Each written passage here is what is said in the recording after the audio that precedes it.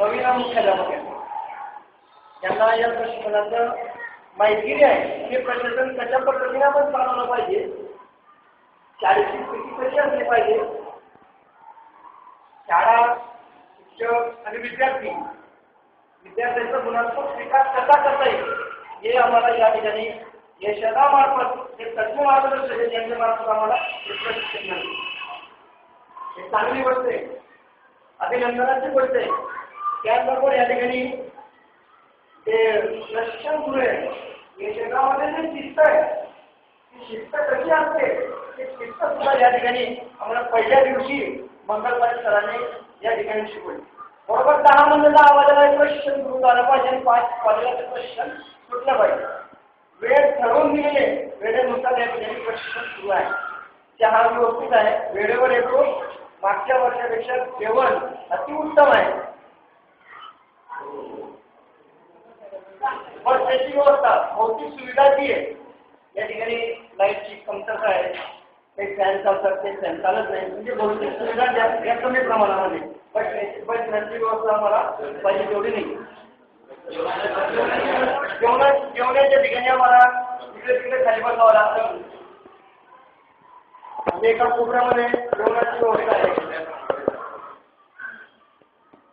बाकीचं सर्व प्रशिक्षण हे चांगलं आहे.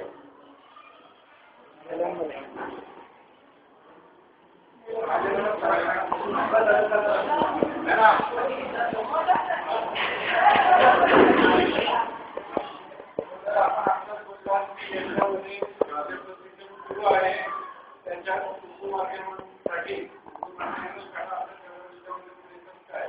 आणि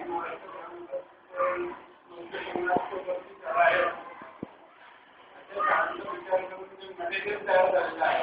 आता आपण संपूर्ण मटेरियल आमची पुढची जर मटेरियल उपलब्ध होत असेल किंवा झाला असेल तर त्याचं मार्गदर्शन करावे आणि आम्हाला आमच्या माध्यमातून हे प्रशिक्षण समजून घेण्यासाठी चांगली उपलब्ध करून द्यावे. कारण की आम्हाला आमच्या सर्व मार्गदर्शकांना विनंती करावी लागते आणि त्यांनाही अडचणी येतात. काही संकल्पना आम्हाला ते समजत नाही. जोपर्यंत सबस्टिट्यूट वर दिला जात नाही इंग्रजीमध्ये किंवा त्याच्यावरती चर्चा केली जात नाही तर त्याचा कन्सेप्ट हा क्लिअर होतो. तर आम्ही आमच्या माध्यमातून लेक्चर विनंती करतो. एक चांगला पाऊल उचललेला आहे. मटेरियल उर्दूमध्ये प्रोव्हाइड केल्यानंतर त्याचा आभार व्यक्त करतो. आणि मुख्य जो आहे उच्च शिक्षणाचा आहे. सर्वच मुख्याध्यापक मराठी शिकतात तसंचा भाग नाही आहे.